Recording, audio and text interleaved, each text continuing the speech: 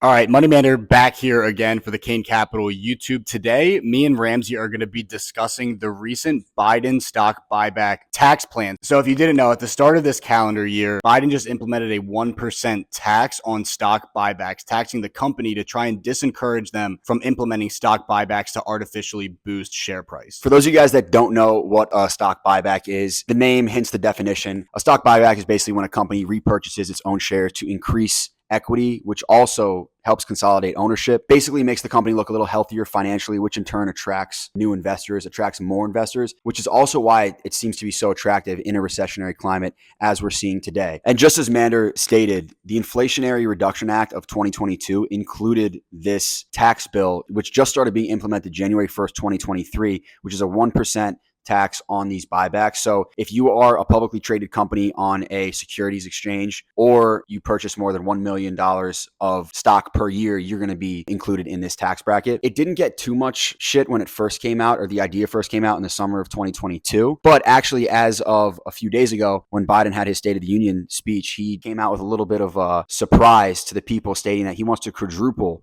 this 4% buyback tax, which got somewhat of a reaction. Obviously, the reaction from his party, everyone stood up, gave the standing ovation, as they always do, no matter what the president is going to say. If it's on your side in the State of the Union, loving it. Republicans basically hated it. I see the pros and cons for both sides, right? So the Democrats and Biden basically believe that instead of using money to buy back your stock and kind of artificially enhance the company's worth, right, and just gain new investors, they would rather reinvest that money into natural growth, such as efficiency, or reinvesting it back into the company to create that natural growth. When on the other hand, in a recessionary climate, when you're not making as much money in new endeavors, new projects, you might as well utilize a little bit of that money into repurchasing and creating value for your shareholders, keeping your shareholders happier, and then in turn, once the market starts to rebound, hopefully make more money there. So I want to know what you think about this. Yeah, so I mean, objectively, that was a great pros and cons list. Obviously, the critics of stock buybacks, like you said, they're against it because they want companies to be putting money back into production, into expansion, into efficiency, to try and lower the price of the output good. So really, this all came under fire with the oil companies last year because Exxon, Chevron,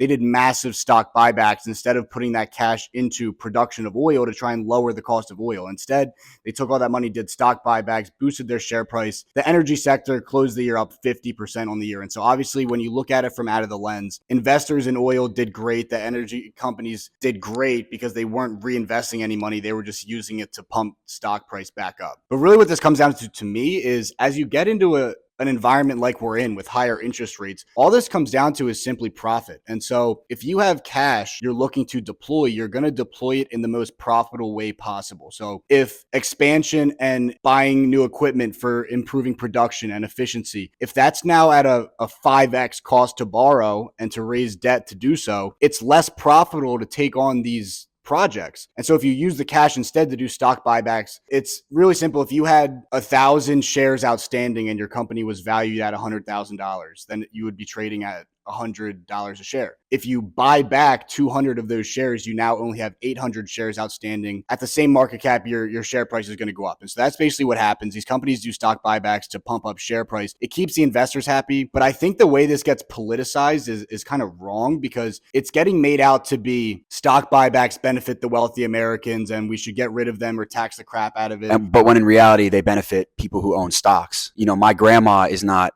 in the top 1%. She's not the rich when you say the rich get richer, but it is benefiting, people like that who own stocks. That's exactly what I was going to say. 58% of Americans own stocks, whether it's in their retirement accounts in some way, shape, or form. The majority of Americans own stocks. And so it's not like the 1% versus the 99% here. When you get into recessionary environments like this, stock buybacks are really kind of what keep the markets afloat from a full tank. Companies aren't able to do something to profit off their capital, then what are we really asking for here, right? Yeah, and ever since, the dot-com bubble and the stock market crash of '08, you could attribute a lot of us getting out of that, hole to the quantitative easing by the Federal Reserve. But also stock buybacks were at all-time highs over the last 10, 12 years in this bull market run. You could attribute some of that run and sustained growth to stock buybacks as well. I kind of wish we chose a better topic where me and you could be debating, but I think we're in agreement here. I'm also in agreement with the other side where, that money should be reinvested to creating natural growth rather than artificially enhancing the stock to benefit investors. And I think that Exxon and Chevron and kind of the energy sector earlier last year might have tainted the reputation of these buybacks as of late. But all in all, I think that it's a pretty solid thing for the economy. Yeah, and I think a big hot point between the debate is that when these companies use this money to do stock buybacks, it's then not taxable income because it wasn't seen as profit, right? You took the money and reinvested it back into your company. So they basically use it to decrease the taxes they're paying while also boosting share price. So I do get the side there. And not to mention employee benefits as well, right? Yes, and that's another big thing. A lot of the critics were saying, why not, if you have nothing profitable to do with the cash, why not just do it, give out cash bonuses to your employees and boost worker incentive? I think another big point here is that in doing the stock buybacks, that's kind of what they do, just instead of cash bonuses. How many people do you know that get shares of stock of their company as bonuses? I mean, that's how it works a lot of the time. Right. It gives you incentive to boost production and do great for your company, because then instead of just getting cash put in your pocket, you can now make hypothetically unlimited money off your share price. And so that's really what they do a lot of these times too, is they buy the stock back to give it to their employees to boost worker incentive. It'll be definitely interesting to see what happens if this starts to get pushed onto the House and Congress later in the year. We'll see. Maybe we'll have to make another video about it. Yeah, we'll come back and recap if it goes through.